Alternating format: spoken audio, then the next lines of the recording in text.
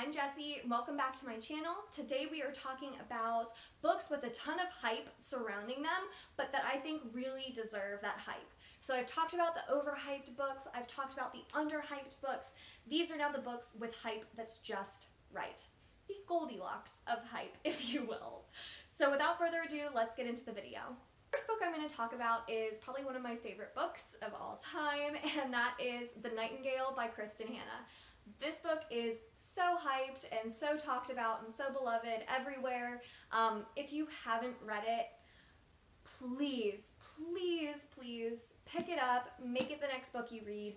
It is a World War II historical fiction. It follows these two French sisters who have very, very different paths that they follow during the war, but both of them have such strength and perseverance throughout this book. It is incredibly inspiring. The characters will make you cry and just you're on the edge of your seat the entire time, just rooting for these characters. So it's so powerful, so impactful.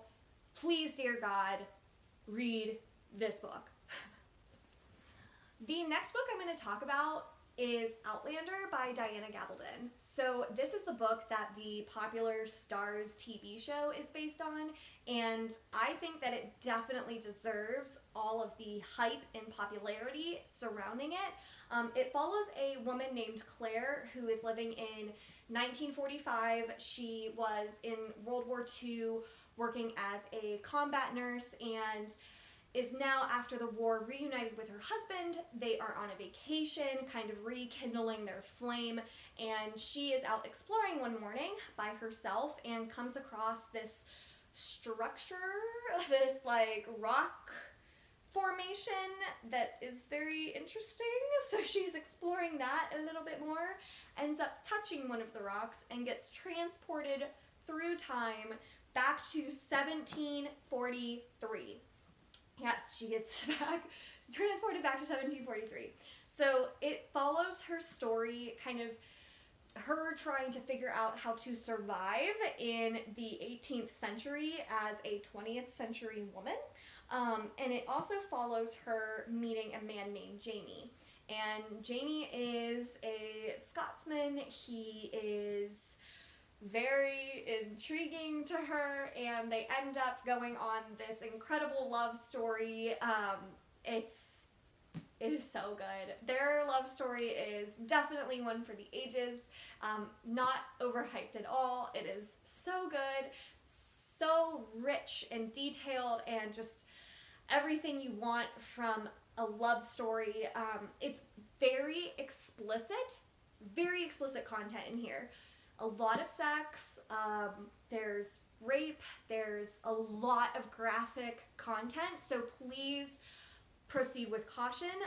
If you aren't interested in reading something like that, totally understand. And this is a huge book. This is between, I think, 800 and 900 pages.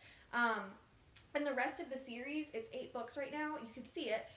They are humongous, so it's definitely an investment of your time, but I think it's so worth it, especially this first book. The next book I'm going to talk about is Big Little Lies by Liane Moriarty. You've probably all heard of it by now. It is now a popular HBO show, and this follows a group of mothers whose children attend an elementary school, and the group of mothers kind of all have their own secrets and their own baggage, and it just follows them trying to navigate through this baggage and the drama with the other moms at the elementary school. It's a mystery, it's contemporary, it's everything you want out of like a juicy beach read. It's so good. So if you haven't read it yet, where have you been? I'm kidding. No, seriously though, if you haven't read it yet, definitely read it. It's not overhyped. It totally deserves it. So, yes, Big Little Lies. The next book I'm going to talk about is Room by Emma Donoghue. This book, I don't know if it's overhyped. Like, I don't know if it's hyped enough. It might actually be a little bit more underhyped than I would like. But I do see it a lot of places, and it does have now a movie adaptation, which is why I'm going to say it's hyped enough, and it totally deserves all the hype in the world. It follows a woman who, when she was a teenager, gets abducted by a man and is kept in a shed. And in that shed, she ends up having a child, and that child grows up 5 years. He's a 5-year-old boy now when we start the story, and all he knows is this shed.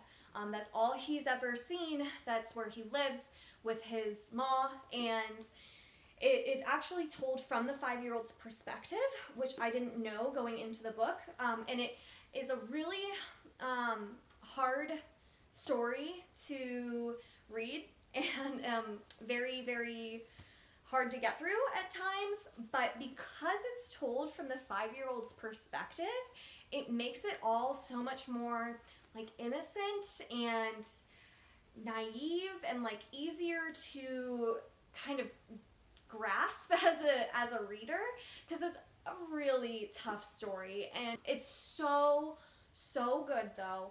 And there are no chapters in this book, so when I started reading it and I was just waiting for the next chapter and never found it, I just ended up reading the whole book and I was done in like 2 sittings because it was so good, and I just devoured it. And if you're willing to read it, it is so good.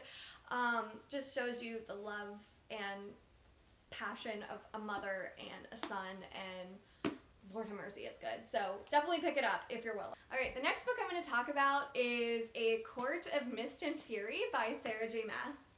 And yes, I realize this is a sequel. It is not the first book in a series. The first book in this series is actually A Court of Thorns and Roses. But this book in particular is so good. So the first book's fine. It's a Beauty and the Beast inspired book where we follow a woman who's this huntress, and she's out in the woods and comes across this beast and tries to kill him, and in doing so kind of curses herself and is taken prisoner in this like fae world. So the first book kind of follows that storyline, and that's all great. But the second book, this is so good, you guys. So this whole series is sold as young adult fantasy. This is not young adult. This is definitely more of that category that is new adult, where it's more of for 18 and up audiences. So it does contain a lot of really graphic content. Like, there is a lot of sex in this book. So if you're a young reader, I would proceed with caution. This is definitely not young adult, but it is so good. The twists and turns in this book, the characters, the plot, and just how much you love this romance and these characters. I just loved it. And I know there's mixed reviews, but I'm definitely in the fan club because this book, and the third book is not even, I don't even want to talk about it. I didn't really like the third book. I really just liked the second book in this series. Not the first, not the third, the second book. So I highly recommend reading. If you haven't read A Court of Thorns and Roses, you do have to read that book before you get to this one. It is necessary, but get through that one and then read this one. You will thank me.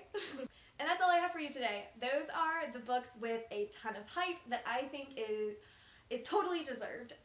Those are definitely some of my favorites. So let me know in the comments down below some of the books that you've read that have been very hyped and that you've thought definitely have also deserved that hype. I would love to know some new book recommendations.